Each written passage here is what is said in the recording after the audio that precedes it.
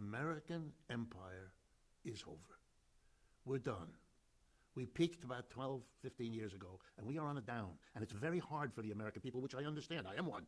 It's hard to get your head around that. We've had a century of on the way up, which is a lot more fun than on the way down. But it does happen to every empire. We're only the latest. Look at the British, how far they've fallen. We're in that process. So the problem with the trickle down is, yeah, there might be more jobs, but they're going to be created in China. They're going to be created in Brazil. They're going to be created in India. They're not created here. We have the greatest level of corporate debt this country has ever seen, off the chart. The greatest level of personal debt, and we have the greatest level of government debt. Our government debt is now trillions of dollars greater than our annual output. That was not the case in the 20th century. It is the case now. What you're seeing is desperation politics. The whole Trump phenomena ought to say to you, wait a minute, these jerky moves that are out of whack. Right? In recent days, we have seen the decision of the Trump administration to kiss the war in Ukraine goodbye. We're not doing that no more because we can't afford it. We can't keep funding a war, which, by the way, the West is losing, as anybody who pays attention knows. All of these things are signs of what? Of a country that is in trouble and is it turning on its friends because it can to save itself. We're going to take over, we're going to get your energy for nothing. We're going to, make you build the wall, you in Mexico. Look what the genius in a way of Mr. Trump is that without understanding it, because clearly he doesn't, he feels in his own way, the way lots of people do, that there's something that necessitates going way beyond what has been done because our need as a society is beginning to show up. Look, let me give you a simple example. The best electric vehicles in the world right now, by uniform global agreement, are produced by something called the BYD Corporation, which probably most folks have never heard of, which is Chinese. BYD, the initials, BYD. They make the best quality, cheapest electric car and truck. All right. You don't see them anywhere in the United States. Why not?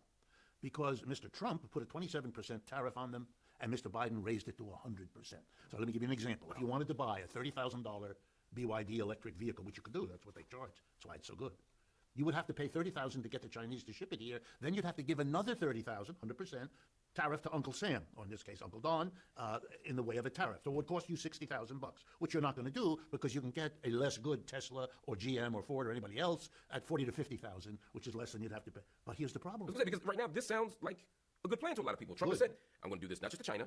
He's going to double existing tariffs to China, obviously, right. But Mexico, Canada, everybody. If we intensify the tariffs, the scenario you just painted will happen, and people will be forced to buy U.S. stuff, right. Which then creates U.S. jobs, which again stimulates the economy. All right, let me be the economist. Okay, that's good for the Tesla company, which I'm sure is purely coincidental, and GM and Ford and the others. Good, and they'll maybe be able to hold on to some jobs. Good, but now let's follow the bouncing ball, because that's my job as an economist. Yeah. Everywhere else in the world, every company in Asia, Africa, Latin America that competes with an American company that has to buy a truck as part of its business will go to China and buy the best truck at the lowest price, $30,000, the best truck. No American company that competes with them will do that. And you know what that means? Those companies will be able to charge a lower price because they have better inputs than the American company, which doesn't. In the long run, that will lose Americans' jobs left and right as they're outcompeted by all the rest of the world that can go and buy and is buying BYD trucks. If you go to Europe right now and you go on the auto routes all over Europe, you'll see BYD cars and trucks. America is shooting itself in the foot. It may be great politics for Mr. Trump. I'm helping the auto companies and the workers. He'll go to Michigan and give us... Yeah, but what you're doing is diminishing the capability of the United States to hold on at a time when its footprint in the world is shrinking. If you take the United States together with the other G7 countries, that used to be the dominant bloc of the world, right? The United States, let's just enumerate them so everybody knows. Canada, Japan, Germany, France, Italy, and Britain, okay? The G7. And I'm going to add up all the GDP, gross domestic product, total output of goods and services of all of those 7 countries, U.S. and its major allies. And now I'm going to compare it to the gross added up GDPs of China and its allies, known now as the BRICS. Okay. You add up the United States, about 28% of world output. You add up China and the BRICS, it's 35% of the world output. We aren't the wealthiest bloc in the world. We're number 2. And that's new. And that changes everything. Every country in Asia, Africa, Latin America, trying to figure out who to go to borrow money from, who to go to cut a deal with, who to go to sell your exports, who to go to invest in your railroads. You know where they used to go? Washington, London, Paris, of course. Now they go there.